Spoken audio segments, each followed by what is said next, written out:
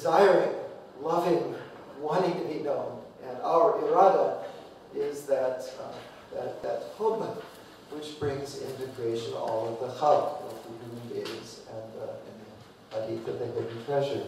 So irada is love, it's intention, it's illuminated desire, but it's very hard to find another substitute word for it. And I mention this about the title here because if there's nothing else you go away with from this, I would say that what you learn in Ibn Arabi, reading it, is you learn to appreciate the depths of the language of the Quran.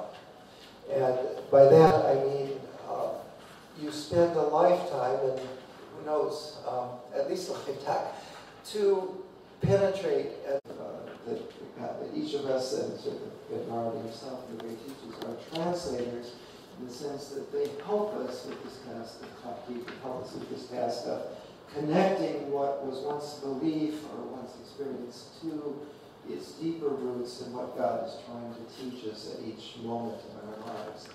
So I'll talk more about that in the lecture on Saturday about that question of tahqiq and how important it is in all its dimensions in the world we live in today.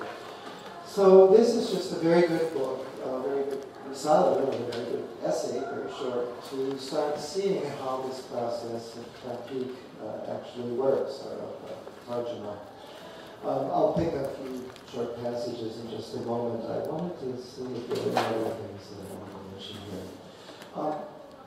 Basically, I would emphasize that although these sayings here are put in a very simple form, one of these, again, the essential ideas that Ibn Arabi gets across is that explanation of reality may become very complex, but haqq itself, whether we apprehend haqq in the sense of duty and obligation, haqqullah and haqqun-nas, our obligations towards God and towards others, or whether we apprehend it as beauty in terms of that beauty which awakens our love for the truth, or whether we apprehend that truth indirectly in terms of our own experience and illumination of what was previously only belief.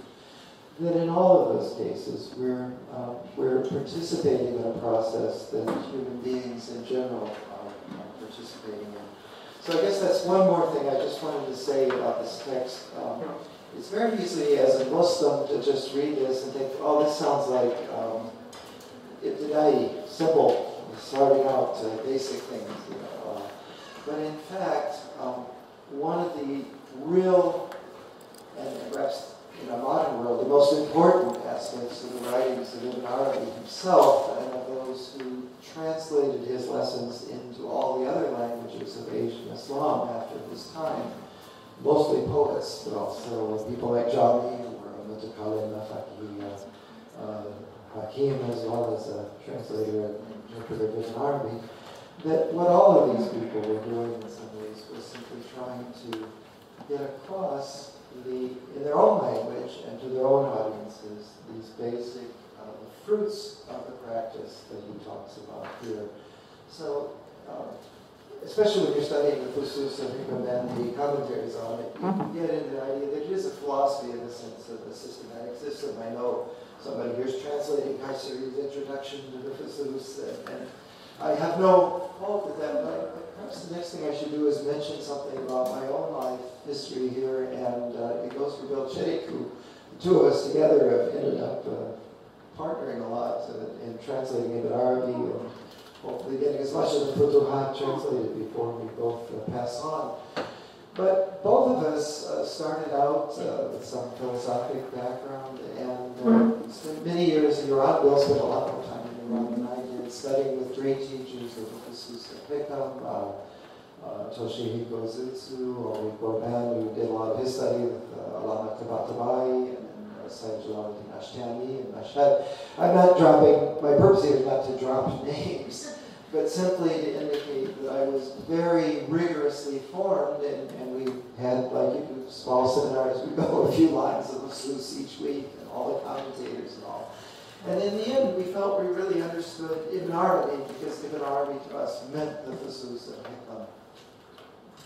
And then something funny happened that if it hadn't been for a man named Michel Shurkevitz and for the wealthy Jirahi Sheikh who funded this translation project. This is one of the fruits of it. But I was teaching at a new Islamic university, much like this size, in Paris and London in the 80s. And I read a book about the Futhuhat al Makkiyah by Abdul Qadir al-Jazairi, who was sort of the independence leader of the fight in Algeria against the French invasion in the 1830s. And then